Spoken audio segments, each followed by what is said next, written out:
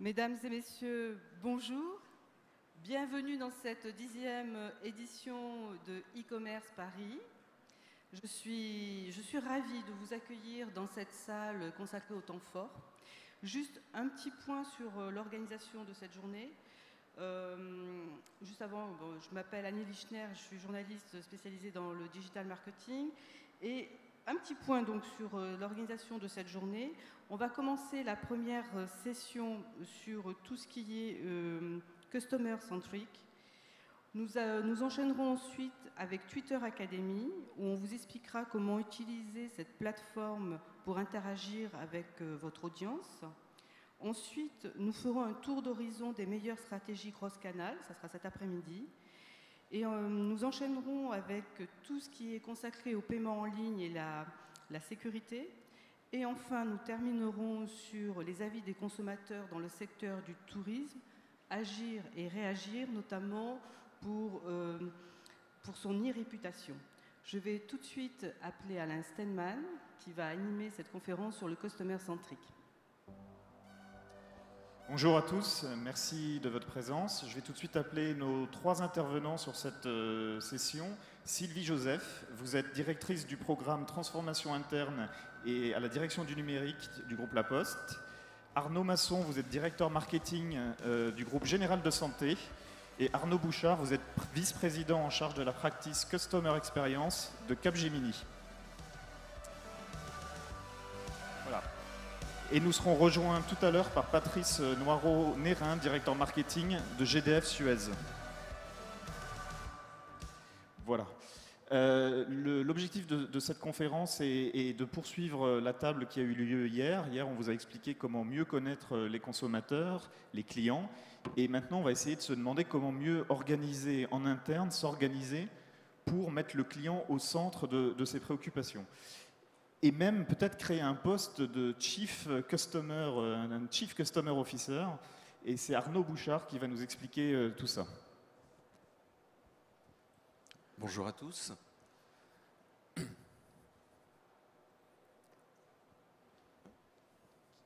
là-dessus.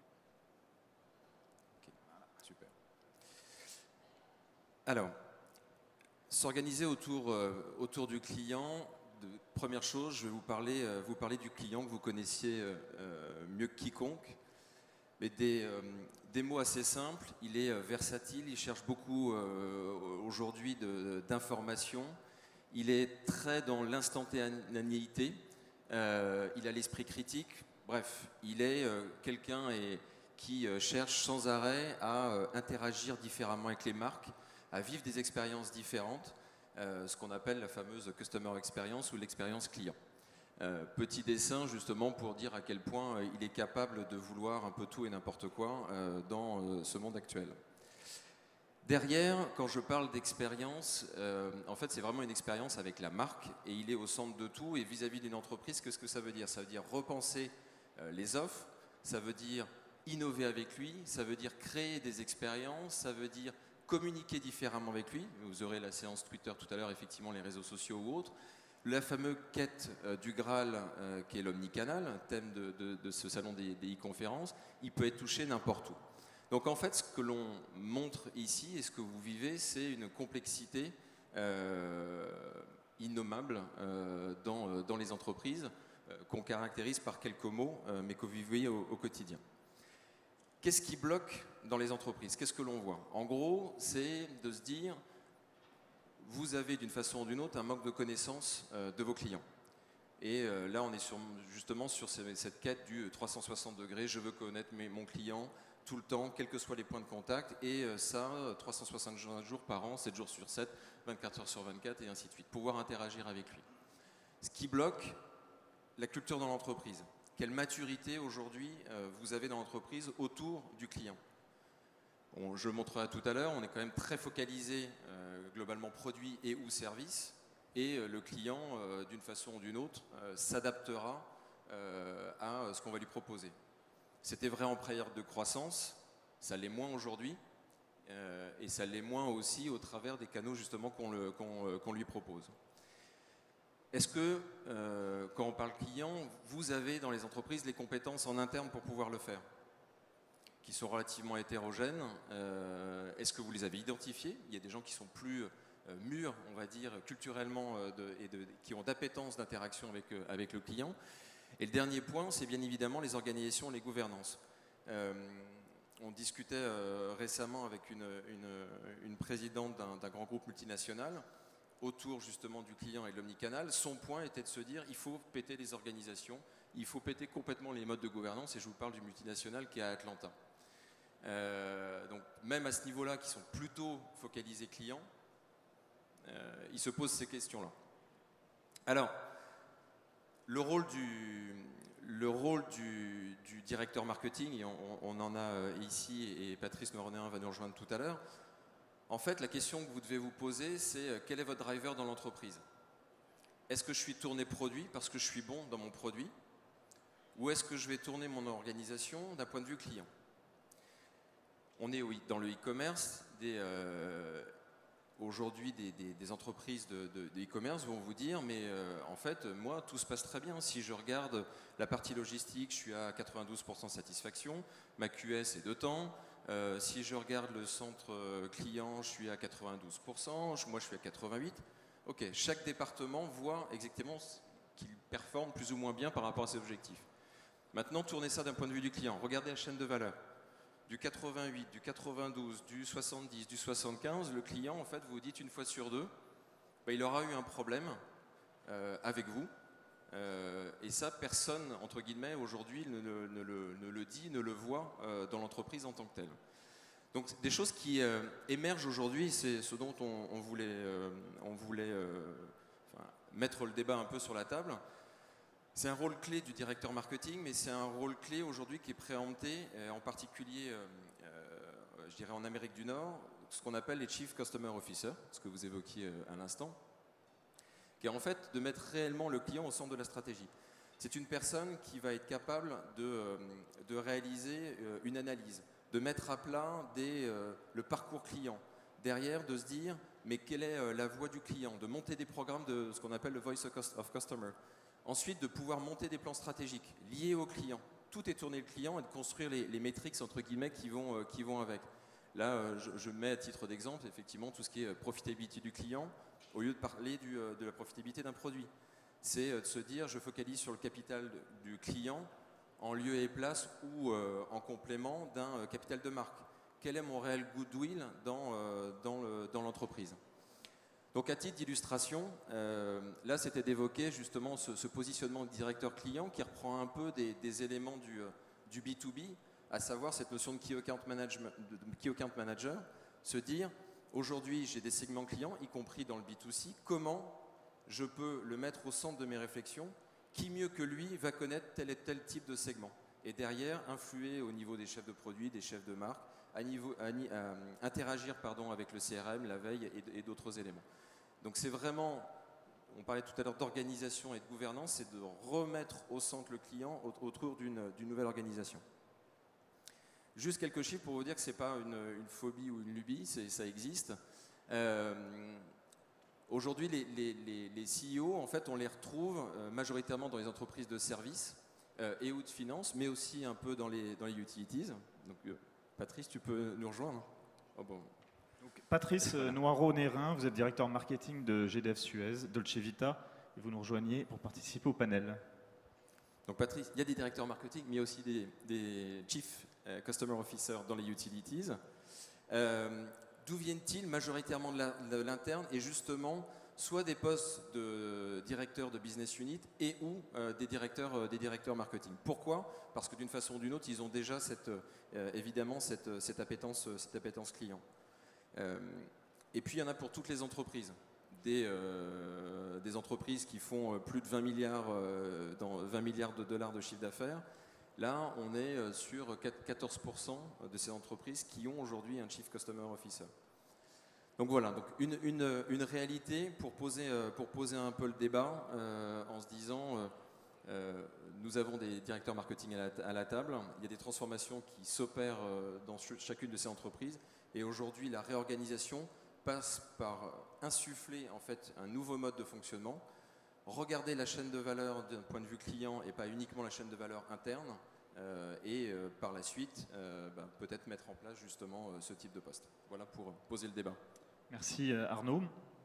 Un petit tour de table très vite fait. Est-ce que dans chacune des 3 entreprises qui sont représentées, il n'y a pas de poste aujourd'hui de Chief Customer Officer? Est-ce que c'est quelque chose qui est envisagé ou vous envisagez de prendre en compte le consommateur, le client d'une autre façon sans monter une direction à part? Sylvie Joseph pour commencer. Alors en l'occurrence chez nous, ça existe, c'est très récent, c'est à part. Alors après, c'est pour un phénomène d'accélération, une volonté d'accélération et de bien marquer les choses. Mais dans la direction du numérique qui a été créée donc, il y a un petit peu moins d'1 an maintenant au sein du groupe La Poste, il y a effectivement une direction en charge de ce qu'on appelle nous l'expérience client, qui a pour ambition de travailler évidemment prioritairement sur l'expérience client digitale, mais aussi omnicanal, et donc faire la coordination avec les 2 autres, entre autres, les 2 autres réseaux physiques qui sont le réseau des bureaux de poste et le réseau des facteurs. Arnaud Masson, alors à la Générale de Santé, on ne dit pas un client, on dit un patient, mais est-ce qu'il y a une organisation, un chief patient officer chez vous, ou comment sont pris en compte justement les besoins des patients? Alors je crois qu'il faut qu'on remette en perspective déjà la création d'une direction marketing à 1 an. Donc avant qu'on se lance dans le Chief Customer Officer, à la limite on va peut-être faire les 2 en même temps, ça sera plus rapide. On a cette ambition, enfin en tout cas l'ambition de la création de la direction marketing pour une société comme Générale de Santé, que vous connaissez peut-être pas parce que c'est pas connu comme marque sous ce nom-là. On connaît les établissements, cliniques, oui. On connaît les cliniques, les établissements privés. Il y a une centaine de cliniques en France, ça représente 17% d'hospitalisation privée. C'est le leader en volume de loin, en qualité, on n'est pas mal non plus. Donc du coup, c'est une nouveauté déjà de penser, comme vous disiez, patient-client. Parce qu'effectivement, le soin, ça, il est le même pour tout le monde. Par contre, on commence à avoir des réflexions dans le monde hospitalier sur quel type de service segmenté on apporte à côté du soin aux patients. Et c'est là où la frontière devient assez poreuse finalement entre le patient, le client, les besoins en dehors du soin pur. Donc oui, enfin l'ambition en tout cas de la direction marketing que je représente, c'est de aussi être la voix du client à l'intérieur de l'organisation et des établissements. Patrice Noiron-Nérin, chez GDF Suez Dolce Vita, est-ce qu'il y a cette direction ou est-ce qu'il va y en avoir une? Alors, excusez-moi, je suis un peu enroué. Elle est en cours de mise en œuvre. D'abord, c'est intéressant parce qu'on est une entreprise avec beaucoup de clients. On a à peu près 10 millions de clients, ce qui est quand même assez important. C'est une entreprise qui s'appelait encore Gaz de France il y a 1 an et demi, où on traitait tous les clients exactement de la même façon. Et on a vraiment décidé de les traiter de manière différenciée. Alors, différenciés en fonction de leur consommation, on peut appeler ça la valeur, différenciés en fonction des étapes du cycle de vie client, différenciés, ça veut dire qu'on va utiliser une approche en multicanal qui sera différente selon que ce soit un gros client ou un petit client. Donc, qui dit différencié, dit complexité. Alors, pour en arriver là, on est en train de complètement changer notre organisation. On met en place, effectivement, aujourd'hui on est organisé ce qu'on appelle par processus. Par processus, ça permet, c'est comme une grosse usine, ça permet de mettre sous contrainte des processus. Donc par exemple, tout ce qui touche le paiement, tout ce qui touche les contacts clients.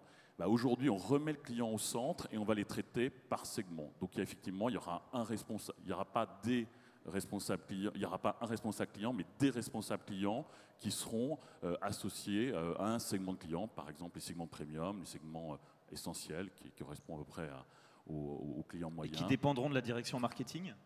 Alors non, je crois qu'il faut bien différencier à partir d'une certaine taille tout ce qui est domaine du cadrage marque, du cadrage stratégique et tout ce qui est de l'exécution. Les cadrages sont faits au niveau des marchés, donc au niveau de la délégation marché résidentiel, où il y a eu 2 personnes qui sont en train de faire tous les cadrages relationnels, les plans de contact en particulier.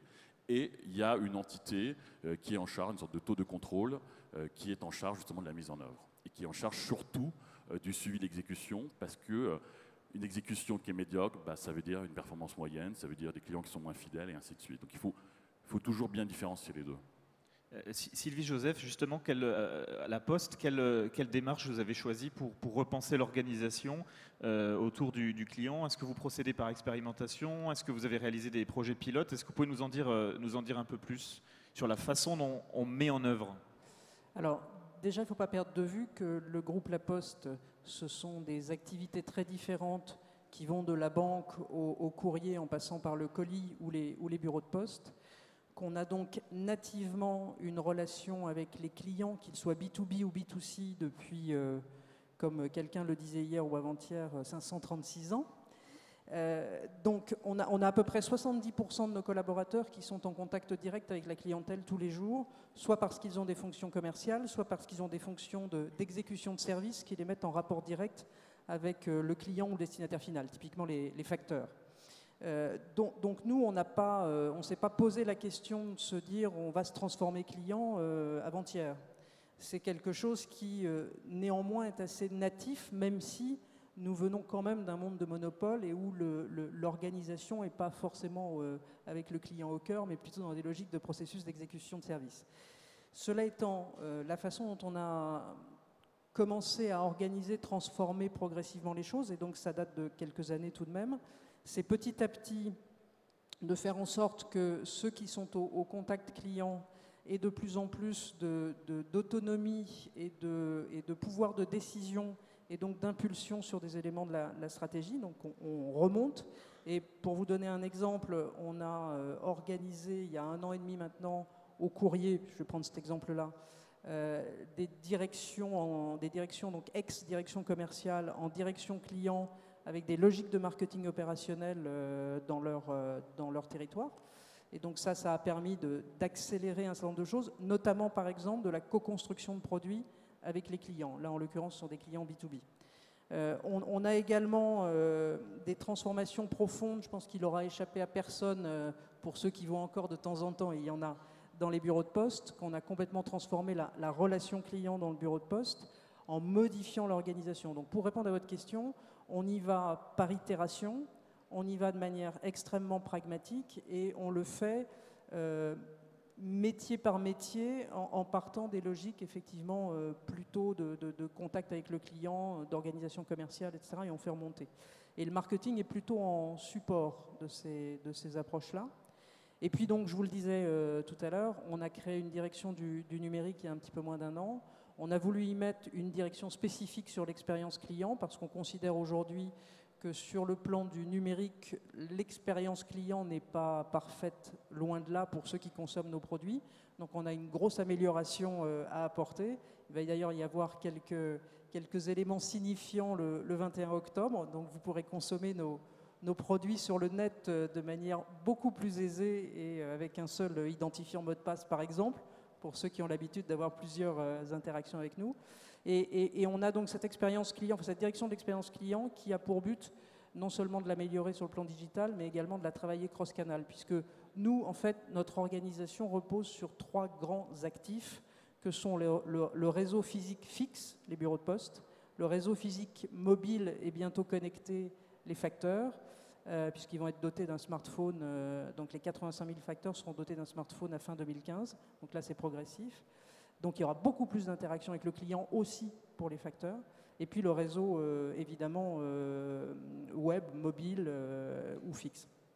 Et donc tout ça, ça doit interagir énormément et ça doit effectivement être complètement sans couture, sans rupture pour le client qui consomme nos produits ou nos services.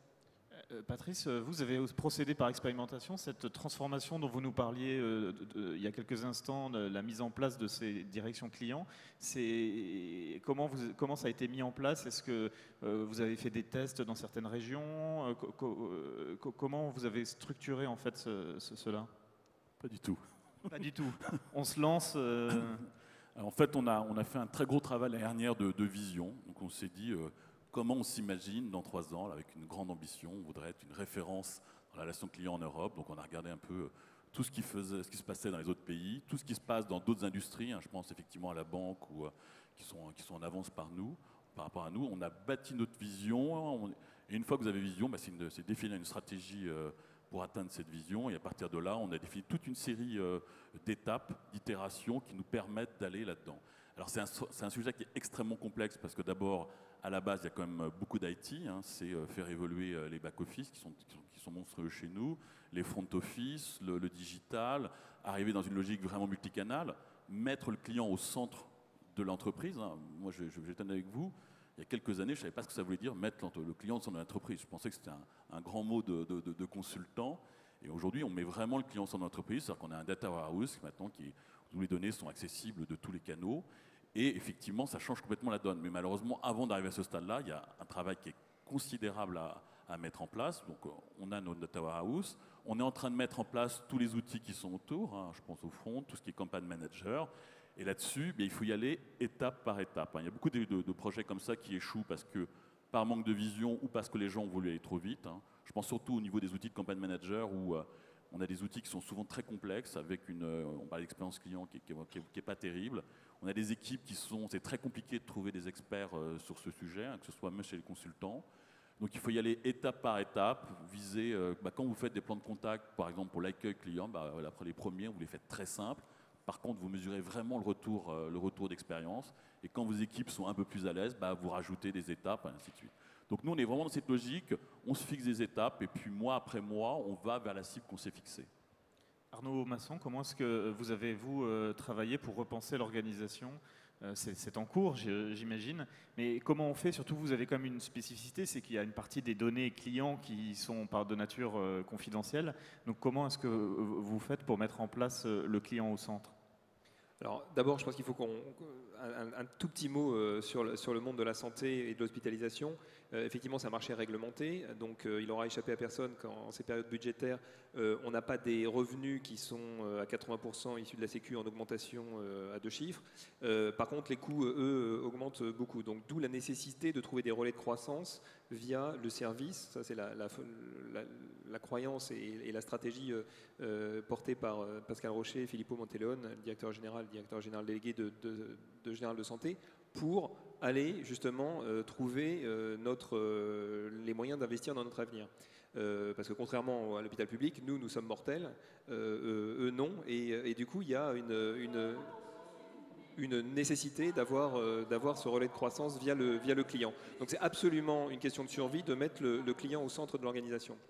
D'où la création de la direction aussi marketing et puis une refonte en analyse du parcours client de finalement à quel moment, quels sont les points de contact pour un patient qui vient se faire hospitaliser dans un monde de médecine libérale où je rappelle aussi que les médecins, parce que notre business traditionnellement c'était de prêter des blocs et des murs à des médecins libéraux qui ne sont pas nos collaborateurs sous contrat mais qui ont juste un contrat d'exercice de la médecine avec nous pour faire un certain nombre d'actes et les faire bien.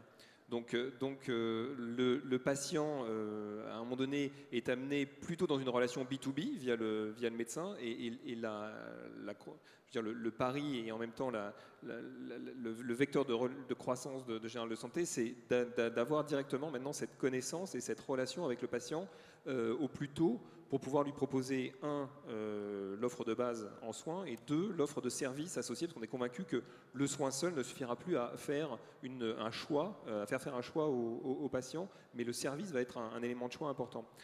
D'où la nécessité de se poser la question de qu'est-ce que mon patient ou mon client veut, quand est-ce qu'on le sert, on va dire, de façon acceptable et de façon inacceptable. Enfin, on a tous une expérience de l'hospitalisation où à un moment donné, on descend notre niveau d'exigence de service à un niveau qui est celui peut-être des années 50 en termes de attente et puis fluidité du parcours.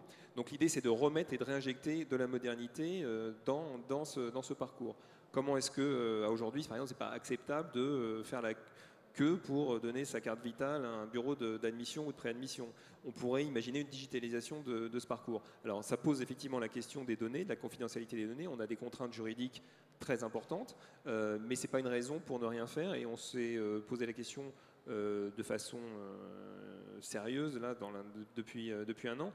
Et nous, on fonctionne beaucoup par pilote. C'est-à-dire qu'effectivement, on va mettre en place des pilotes qui vont permettre de faire ces nouveaux processus avec les médecins, avec l'organisation interne de l'hôpital, pour pouvoir fluidifier, aider, donner du service, faire un peu la hassle map du client et enlever à chaque fois les inconvénients en fait, qu'on a dans notre parcours actuel. Donc c'est une refonte totale, et c'est vrai que la grosse difficulté, finalement, on parlait des difficultés de logiciels, de mise en place d'outils, ça c'est vrai, mais la plus grosse difficulté pour nous, c'est la conduite du changement qui va avec. Parce qu'on est dans un mode de fonctionnement qui est celui de l'hospitalisation, qui est finalement calqué sur un modèle qui date plus ou moins du Moyen-Âge, où on mettait des gens dans des lits pour les soigner. Maintenant, c'est plus du tout ça. De plus en plus, il y a une ambition d'aller en plus vers de l'ambulatoire. Donc, vous rentrez le matin, vous ressortez à midi ou le soir, même pour des opérations assez costauds. Donc, vous devez quelque part penser la logistique, penser la fluidité du parcours avec les nouveaux outils. Et c'est ça, en fait, mettre le client et le patient au centre des préoccupations. Et les pilotes, vous les réalisez au niveau d'une clinique ou c'est au sein de plusieurs cliniques? Comment vous organisez ces pilotes? Nous, on a effectivement une centaine d'établissements, mais on va dire qu'à 80%, notre cœur de métier, c'est la chirurgie, ce qu'on appelle le MCO, médecine, chirurgie, obstétrique. On a un peu de soins de suite, réadaptation et puis des cliniques psychiatriques. Sur le cœur de métier qui est la chirurgie, on a une cinquantaine d'établissements. Et chaque établissement, puisque la logique de la santé, c'est une logique de territorialisation, a souvent ses particularités. Le groupe s'est constitué aussi par rachats successifs. Donc d'un point de vue informatique, on a des disparités. Donc c'est aussi pour ça qu'on veut créer une certaine couche d'homogénéisation, mais qui a forcément une adaptation locale. Donc on est obligé de faire le site pilote et de voir quels sont les éléments ensuite qui seront mutualisables à l'ensemble du groupe. Est-ce que vous pouvez nous donner deux exemples de pilotes qui ont été faits justement depuis cette année? Alors depuis cette année, on a mis par exemple en place tout simplement une offre de chambres particulières segmentée sur le service, avec 3 niveaux de services différents. En gros, on a fait des classes. Moi, je viens du transport, donc d'Eurostar, par exemple, pour pas le citer, mais on a fait des classes Eurostar dans nos chambres particulières basées sur le service. Où, en gros, selon vos choix, votre goût pour tel ou tel type de service, vous pouvez augmenter la prestation sur des services de type hôtelier ou de type restauration, qui accompagnent le soin dont vous bénéficiez. Ça a très bien marché. On a fait ça même en Seine-Saint-Denis, où je rappelle que Général de Santé, en tant que groupe privé, est quand même le premier offreur de soins du 93, puisqu'on a 7 établissements dans le département. Et nous, on a pu constater le fait de segmenter l'offre, ce qui est assez, on va dire, contre-intuitif par rapport à la culture soignante, qui est vrai que de donner un soin de qualité à tout le monde, et ça c'est bien normal, mais ensuite de segmenter l'offre commerciale, il a fallu expliquer. Et maintenant, on a des résultats à la fois commerciaux et même en termes de cohésion d'équipe au niveau de l'établissement qui est assez intéressant. Donc ça, c'est le premier exemple. Le deuxième exemple, ça va être tout ce qui va être création en fait, d'une base de données praticiens et patients pour justement mieux connaître dans un établissement d'où viennent les patients, par qui ils sont adressés et quel type de service consomment-ils ou ils aimeraient consommer. Voilà. Donc on est en train de mettre en place ce prototype dans l'Est parisien. Sylvie Joseph, vous pouvez nous donner des exemples de pilotes qui ont été faits, de réalisations phares de ce que vous avez pu faire, et puis aussi peut-être des petites choses qui vont arriver. Là, vous nous parliez de choses qui allaient arriver fin octobre. Alors, en matière de transformation, donc sur l'orientation client, je peux vous en citer 4 parmi beaucoup d'autres, mais il faut faire des choix. Je vous évoquais le bureau de poste, qui est probablement une des transformations de ces dernières années les plus emblématiques, puisqu'on a complètement transformé dans un peu plus de 2000 bureaux de poste, qui sont les plus importants, la relation client et la relation de proximité avec le client ou avec l'usager du bureau. Et au passage, puisque c'était quand même l'objectif principal, on a supprimé les files d'attente pour les opérations simples. Et donc aujourd'hui, vous attendez moins de 3 minutes quand vous venez chercher un courrier recommandé, un colis, etc. Donc ça, il y a eu un vrai travail, comme je le disais tout à l'heure, d'itération avec les équipes. Alors nous, on est parti du terrain, on a travaillé avec le terrain, et les fonctions support ont contribué pour faire en sorte que le sujet s'organise bien. Mais c'est vraiment le terrain qui a façonné le nouveau bureau de poste qu'on voit aujourd'hui. Un deuxième exemple, je l'évoquais tout à l'heure également, c'est la mise en connexion des facteurs. On a estimé qu'aujourd'hui, dans la mesure en plus où c'était un réseau mobile, c'est un réseau mobile par nature, il ne pouvait plus être déconnecté et ne travailler qu'avec du papier. Et donc, à la fois pour simplifier son métier et pour accélérer et enrichir l'interaction qu'il a avec les destinataires à qui il porte les courriers ou les colis, et quelquefois avec des procédures complexes.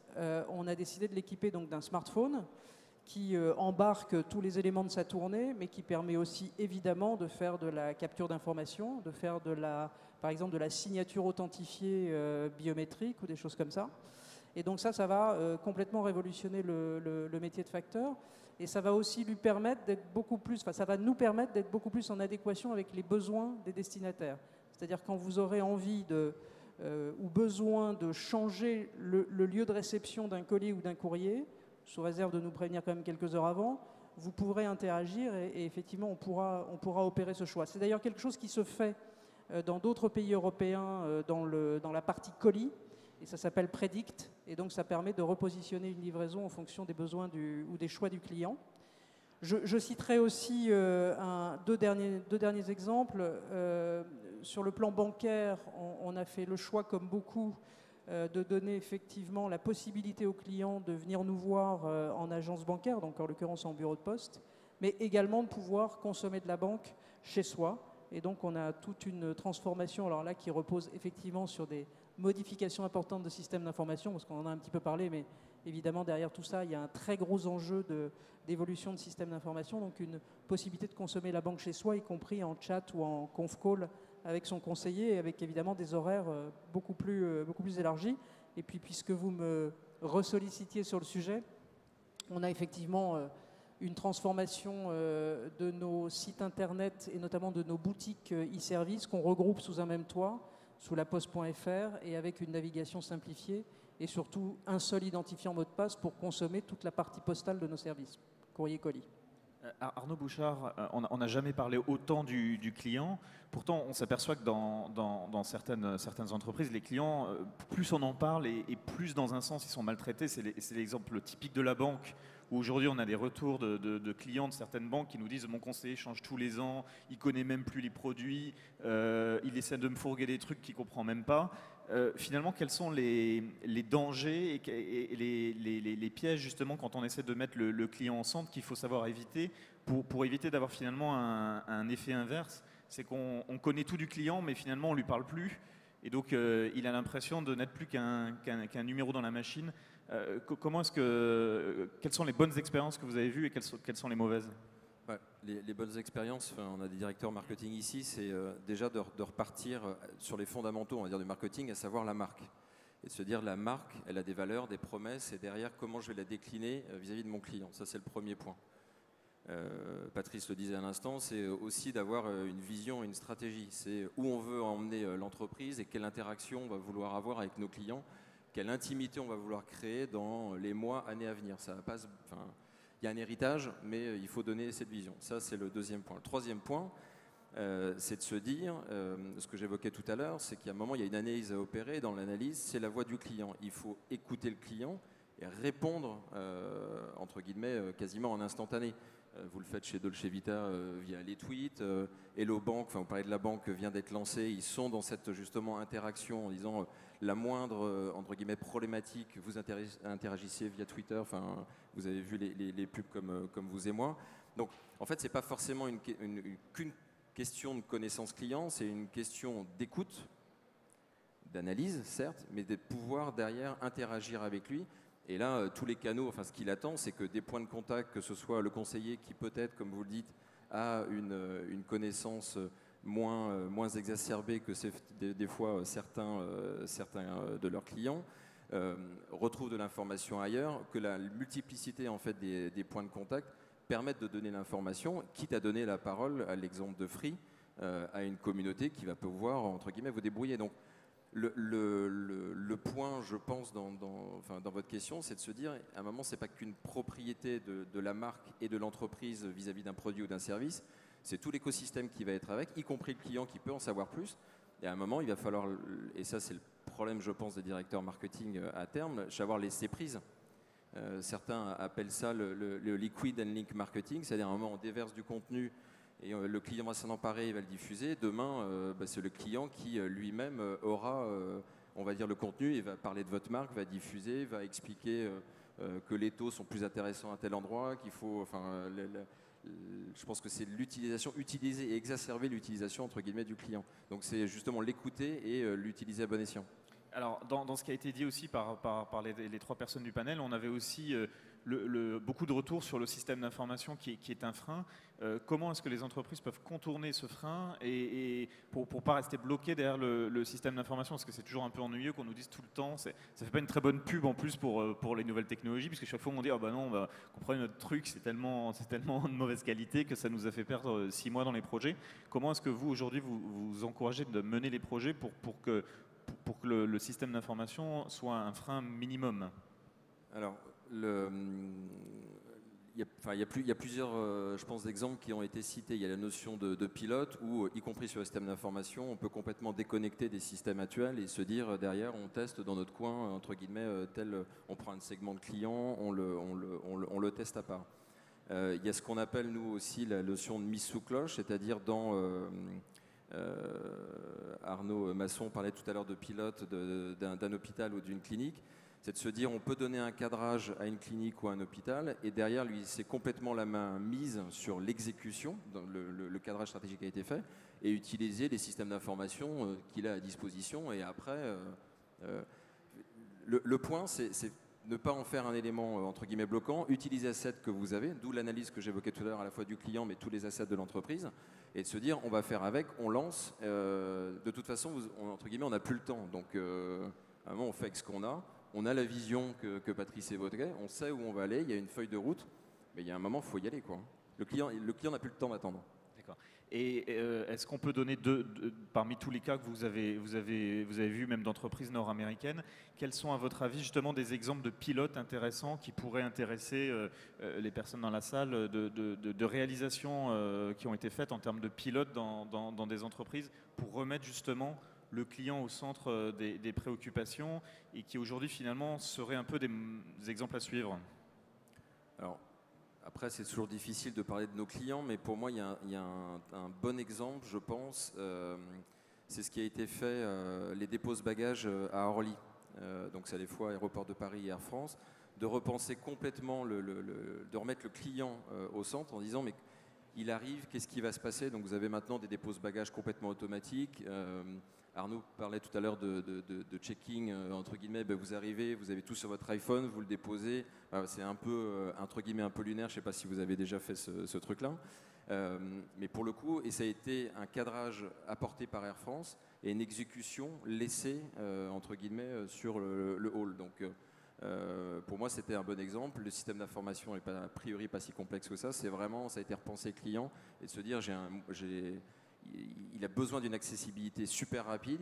Il faut arriver à un moment à concurrencer aussi le train dans cette notion d'accessibilité. C'est pour ça qu'on parle d'expérience client, d'accès, de fluidité du client. Donc je pense que ça, pour le coup, il me semble que c'est un exemple à la fois visuel et pour le coup qui marche plutôt pas mal. Patrice Noiron-Hérin, est-ce que vous pouvez nous donner les réalisations phares que vous avez pu faire, soit en termes d'expérimentation, mais vous disiez que vous étiez plutôt parti dans une logique de vision, soit en termes de réalisation aujourd'hui, ce qui a été fait pour remettre le client au centre chez Dolce Vita et nous donner un peu des résultats chiffrés sur ce qui a été fait? Alors, quand on a travaillé sur cette vision, on était en 2013 avec un objectif de 2015. Donc là, on est à peu près, on a fait un tiers du chemin. On a beaucoup travaillé sur les outils. Donc là, on commence à avoir, on a mis en place Data Warehouse, les outils de campagne management sont lancés ce mois-ci. On a un nouveau site internet qui arrive d'ici 2 mois, donc on a des choses concrètes qui arrivent. En parallèle, on a un gros travail sur effectivement faire évaluer cette logique de processus vers une logique qu'on appelle cycle de vie. Donc là, ça y est, maintenant on a des responsables d'étapes de cycle de vie, je pense à l'accueil, à la vie du client, enfin, tout ce qui touche le win-back et ainsi de suite. Donc ça aussi c'est mis en place, les segments, même chose, c'est mis en place. Donc on est clairement sur la bonne trajectoire. Alors concrètement, après, qu'est-ce qui se passe? On mesure la performance pour nous, la performance de la relation client est mesurée à travers plusieurs KPI. Le premier qui est très important pour nous, c'est la satisfaction client. Alors on a déjà une satisfaction assez élevée, on doit être les premiers dans le secteur. Et aujourd'hui, on a cherché à 1 an à se dire comment on peut s'améliorer par rapport à ça. Donc on a vraiment identifié les différents moments de la vie du client sur lesquels on n'était pas très bon et on s'est aperçu que c'était vraiment dans les phases de transition, c'est-à-dire au moment de l'accueil, au moment où le client allait déménager. Et on a travaillé tout ça pour justement pouvoir améliorer. Cette année, les nouvelles notations, enfin, les sondages sont plutôt bons. Et enfin, dernier point, qui est de mon point de vue une très belle réussite, on a voulu très très vite être de plus en plus proactif vis-à-vis de nos clients et vraiment écouter nos clients au passage. Et on a lancé un outil qui s'appelle Esprit de service de Chevita, qui a à peu près 1 an d'expérience, où en fait on demande à clients de noter nos produits, de nous remonter des informations. Et aujourd'hui, on a déjà pas loin de 300 à 350 000 notations, une centaine de mille de commentaires, et qui sont complètement exploités. Et ça, pour nous, on s'est aperçu que c'était aussi un véritable axe d'amélioration de la performance.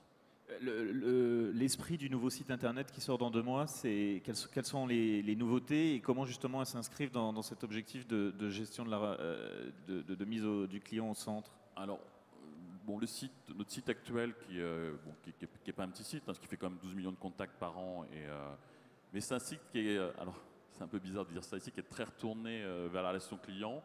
On souhaite aujourd'hui qu'il soit plus orienté vers tout ce qui est commerce. Donc on va le séparer en 2 parties. Une partie plus commerciale où effectivement on sera beaucoup plus fort en tout ce qui est SEO en particulier, où les parcours clients au niveau acquisition seront beaucoup plus travaillés. C'est un site qu'on souhaite dynamique. Donc on parlait de segmentation client. Ce que je vais vous demander, c'est que je veux qu'un client qui soit un gros client propriétaire ait pas le même type d'affichage, qu'on ne pousse pas les mêmes offres en tout cas qu'un petit client. Et ensuite, au niveau de l'expérience client, notre gros challenge pendant les prochaines années, c'est de faire évoluer le mix canal. On a un mix canal qui est quand même très tourné, où le téléphone a une part très très importante. Hein. Bon, historiquement, je crois que c'est la même chose pour Quel pourcentage? C'est plus de 80% encore pour le téléphone. Donc on est très très loin. Et aujourd'hui, clairement, on veut absolument s'appuyer sur le digital pour voir, d'abord pour plein de bonnes raisons. Hein. La première, c'est d'abord être capable d'offrir, on a une demande de nos clients. Nos clients ne sont pas que clients de GDF, ils sont aussi clients des grandes banques, de tous les opérateurs télécoms. Et aujourd'hui, clairement, ils ont complètement intégré cette logique multicanale dans les contacts qu'ils peuvent avoir avec leurs opérateurs. Donc ça, on doit être capable de leur offrir ça. Et on doit être capable aussi de pouvoir traiter de manière complètement indifférente selon le canal les demandes clients. Avec vraiment cette logique d'ailleurs, je vais être honnête, on a encore beaucoup trop d'actes de gestion qui sont faits par téléphone et qu'on souhaite repousser vers les self-care. Vers du self-service. Exactement. Arnaud Masson, quels sont les KPI que vous avez mis en place pour juger les expérimentations que vous avez faites? Il y a évidemment la satisfaction. Est-ce qu'il y en a d'autres? Comment vous les mesurez? Quels sont ceux qui sont les plus importants pour vous aujourd'hui? Alors, comme disait Arnaud Bouchard, c'est vrai qu'il faut revenir aux fondamentaux de chaque métier, parce que c'est quand même pour ça qu'en premier lieu, les gens viennent. C'est d'abord pour se faire soigner, en ce qui nous concerne. Donc, par exemple, c'est qu'est-ce que ça veut dire être satisfait? Comme les gens ne sont pas forcément tous médecins, c'est difficile d'évaluer la satisfaction post-opératoire sur l'acte médical. Donc, ce qui va compter, ça va être beaucoup le reste. On mesure la restauration, on mesure la chambre, un certain nombre de critères qui sont d'ailleurs obligatoires de façon réglementaire, mais qu'on va essayer nous de traduire via un seul indicateur qui est sur une méthodologie de NPS, va nous indiquer la recommandation et pourquoi on nous a mis cette note. Histoire de, avoir un outil simple de mesure.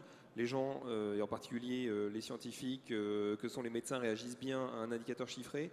Et puis, ça permet aussi d'avoir un plan d'action rapide. Après, ça va être la question du délai entre la captation de cette donnée et comment est-ce qu'on agit sur le client pour pouvoir dire « vous êtes très content, merci, parlez-en sur Facebook ou sur Twitter » ou « vous n'êtes pas content, qu'est-ce qu'on peut faire pour vous aider ?» Ça, c'est le point numéro 1. Et puis après, c'est de revenir sur des fondamentaux aussi métiers et le faire savoir, tout simplement. Par exemple, on parle beaucoup des urgences, il y a beaucoup de débats en ce moment sur les urgences. Nous, on a mesuré le temps d'attente à nos urgences. Entre le moment où vous arrivez, vous êtes pris en charge, vous êtes orienté soit sur une filière courte, soit une filière longue. Par exemple, dans l'hôpital privé d'Antony, c'est 12 minutes. Ça, c'est pas très connu qu'il y a des urgences qui vous orientent en 12 minutes.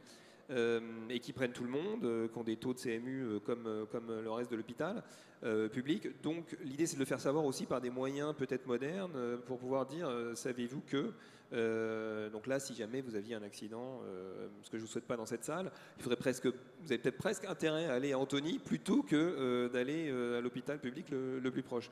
Non pas que, voilà, c'est des choses qu'on ne sait pas forcément dans notre métier. Donc c'est faire savoir ces KPI métiers et ensuite mesurer en interne pour le partager avec les soignants, avec le personnel administratif, de façon à ce qu'on crée des boucles d'amélioration très, très, très rapides sur des points bien précis, plutôt que d'en faire un plan global stratégique en disant, voilà, là, améliorer la satisfaction client de 2 points, finalement, qu'est-ce que ça veut dire ?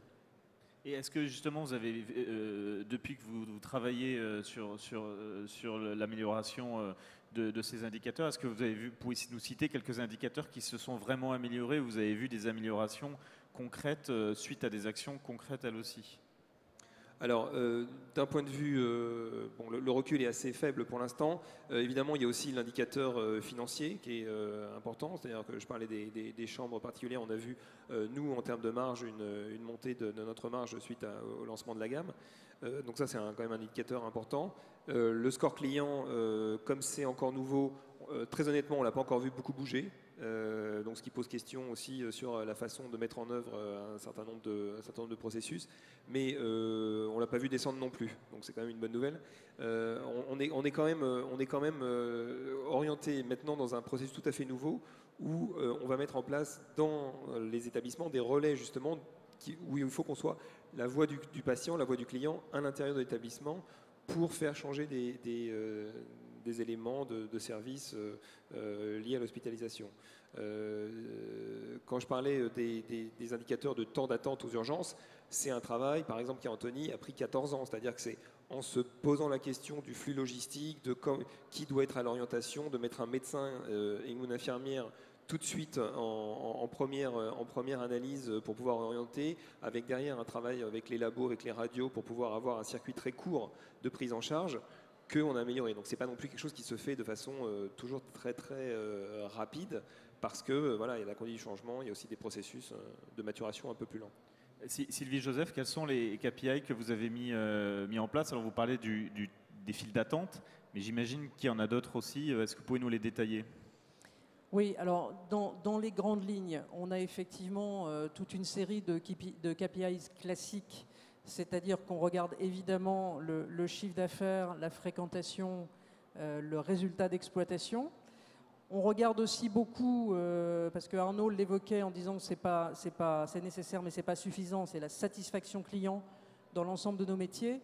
Et nous, on la regarde aussi sous l'angle de la réparation, c'est-à-dire jusqu'à la réclamation et donc la réparation de la réclamation, parce que ça a évidemment beaucoup d'intérêt et que ça interagit énormément avec la marque.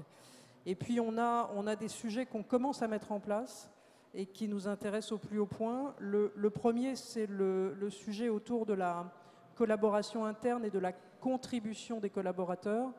Je vais vous citer juste un exemple. Quand on a demandé aux postiers de collaborer pour élaborer une partie de la stratégie du groupe, là, puisque notre plan stratégique vient de changer, on a eu 115 000 postiers qui se sont manifestés. Ça a produit 45 000 idées. Donc c'est un peu bête de passer à côté d'une telle intelligence collective et de ne pas l'utiliser. Et pour nous, c'est un élément aussi de complément du CRM classique, ce qu'on traque évidemment dans les systèmes d'information. C'est l'enjeu pour nous, par exemple, de mettre des réseaux sociaux d'entreprise, ça va être avant tout de pouvoir capter de l'information qualitative et instantanée, et non pas comme on le faisait jusqu'à présent, des méga-études sur nos clients d'un point de vue quali. Là, on va l'avoir en interaction directe, et les collaborateurs donc, commerciaux pourront donc capitaliser sur ce qui est arrivé aux camarades d'à côté, ou ce que tel ou tel client a fait, pour corriger tout de suite le système d'un point de vue beaucoup plus démultiplié tout de suite. Ça, c'est un point très important, surtout quand vous avez, comme je le disais tout à l'heure, 70% des collaborateurs qui sont en front office. Et puis un autre point qui est également très important, c'est le côté satisfaction des collaborateurs. Parce que là aussi, quand vous avez 70% de vos effectifs qui sont front office, un collaborateur heureux a de grandes chances de faire un client satisfait. et aussi une réputation de marque positive. Et la réputation de marque et la marque, c'est effectivement, comme le disait aussi Arnaud tout à l'heure, c'est central et ça a un effet évident et immédiat sur le chiffre d'affaires bien sûr, mais sur le résultat surtout. Et donc c'est quelque chose qui est extrêmement important. Donc on commence à mettre en place ce type d'indicateur. Arnaud Bouchard, sur les indicateurs clés, les KPI, et justement sur la façon de mettre en place des processus de try and learn, comment est-ce que vous conseillez aujourd'hui vos clients sur quels indicateurs choisir, comment les mettre en place? C'est la question difficile. Je pense qu'il y en a un aujourd'hui, si on est vraiment tourné client, qui est le Net Promoter Score. Donc ça me paraît clé. La satisfaction client. Pardon, mais est-ce qu'il y en a un des trois qui le mesure déjà ou pas, cet indicateur-là? Non, pas encore. En fait, le Net Promoter Score. Nous, on le mesure, ouais, effectivement. Oui. Pas complètement aujourd'hui. D'accord. Ah oui, il vous a piégé. Hein. Non, mais c'est vraiment, honnêtement, c'est une question très, très complexe. Si on est, je pense qu'un élément, je prenais l'exemple tout à l'heure du e-commerce. Voilà. Non, c'est de regarder de bout en bout justement cette notion de satisfaction, aller jusqu'au SAV et autres, et de se dire, voilà, mon client, se prendre cette notion de satisfaction, mais vraiment de bout en bout, pas simplement dire, voilà, est-ce qu'il a été satisfait tel acte ou autre, et de ramener tous les indicateurs en fait de différentes directions au travers du prisme client. Ça, pour nous, c'est un élément. Et le NPS, le Net Promoter Score, est effectivement un bon moyen derrière vis-à-vis de la marque et autres de pouvoir le faire. Mais franchement, aujourd'hui, c'est le point clé. Il y a tellement de données, vous l'évoquiez tout à l'heure, il y a tellement, je pense que vous êtes noyé par les chiffres et c'est de savoir lequel va faire effet de levier. La satisfaction, le NPS en sont des bons, simples, mais qui permettent derrière d'enclencher différentes actions. D'accord. Pour conclure, est-ce que chacun d'entre vous, tous les trois, est-ce que vous pouvez nous donner, finalement, si vous regardez l'année qui est passée, les choses que vous ne referiez pas forcément de la même façon, et puis aussi nous donner vos défis de l'année à venir, vraiment ce sur quoi vous allez battre le fer en 2014. Sylvie, Joseph, on peut peut-être commencer par vous. Objectivement, ce qu'on ne referait pas, je ne sais pas, parce que comme on a beaucoup expérimenté à partir du terrain, ça aurait peut-être pu se faire d'une autre façon, mais je ne pense pas qu'on puisse regretter quoi que ce soit aujourd'hui, à part une chose peut-être, qui est qu'il faut clairement, et ça sera le leitmotiv de 2014 et de 2015 probablement aussi, il faut qu'on accélère de manière extrêmement significative sur le fait de mettre le client au cœur de nos organisations. Et donc, il faut probablement qu'on aille encore plus loin sur l'évolution des organisations et la collaboration et la synergie entre les différentes activités. Arnaud Masson. C'est un peu similaire. Moi, je dirais que le fait de mettre le client au cœur est de toute façon incontournable pour nous. Ce qu'on pourrait faire un peu différemment, c'est essayer de le partager dans les différentes strates de l'organisation évidemment plus vite. Et en même temps, ça se heurte nécessairement au temps qu'il faut pour que le changement pénètre. Donc on peut le souhaiter comme ça de façon incantatoire. Je pense qu'il y a un temps incompressible aussi pour que ça descende jusqu'au lit du patient, qui est véritablement là où ça se passe. Donc tout ce qu'on peut faire, c'est organiser de façon la plus rapide possible pour apporter un support. Mais le premier marketeur, c'est l'infirmière, c'est l'aide-soignante qui, dans nos métiers, va conduire à la recommandation qu'on souhaite capter et mesurer. Et ensuite, nous, on est là dans un rôle de facilitateur pour leur apporter toute l'aide nécessaire. Donc oui, on va continuer, on va déployer, on va pousser, et puis ça va prendre effectivement plusieurs années. Et votre principal objectif sur 2014 ? Je vous l'ai dit, c'est déployer le pilote. On a fait une logique de pilote, maintenant on le déploie dans les 50 MCO, donc là c'est une logique industrielle. Après il faut le faire de façon quasiment mécanique, mais en même temps en prenant en compte les particularités de chaque établissement. Et puis capter la data sur un pilote pour ensuite voir comment est-ce qu'on l'étend au reste du groupe. Patrice, chez GDF Suez, ce que vous ne referiez pas forcément de la même façon et votre grand défi de l'année 2014 ? Moi, j'ai la chance, c'est la deuxième fois que je fais ce projet, donc je pars avec avec pas mal d'expérience. Moi, il y a quelque chose qui est très très important, c'est l'exécution. Alors, on parle beaucoup, effectivement, j'ai beaucoup parlé de vision, de stratégie, mais l'exécution est quand même à la fin ce qui... si l'exécution ne suit pas, ça ne sert à rien d'aller dans l'étape suivante. Donc moi, si j'ai un conseil à donner, c'est vraiment y aller étape par étape, en vérifiant bien qu'au niveau exécution, on a bien atteint le niveau sur lequel on doit être. Arnaud Bouchard, le principal des défis des entreprises sur l'année qui vient, justement, à votre avis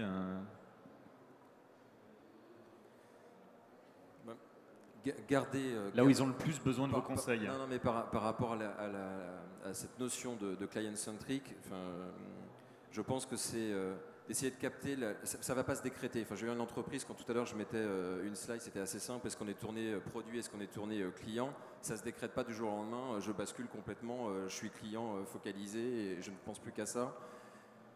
C'est un long chemin et donc il y a une notion de maturité en termes de culture. Ça, c'est un premier élément. Et le deuxième élément, je pense, en termes de conseil, c'est quelle autorité, en fait, qui va prendre cet élément de pouvoir et cette voix du client et la granularité, l'autorité qu'il va avoir. Est-ce que c'est un conseiller qui va essayer d'influer? Est-ce que c'est quelqu'un qui va prendre justement 1 ou 2 points de contact et dire voilà, je vais en faire la preuve, je vais donner la vision et bien l'exécuter, ou est-ce que je vais prendre, comme on le proposait de façon un peu forte, mais pour animer ce débat, un directeur qui représente le client dans toutes ses composantes. Donc c'est vraiment une notion de granularité, d'autorité et surtout de culture en fait d'entreprise. Et ça ne se décrète pas. À un moment, ça vit par étapes, mais il faut enclencher le mouvement.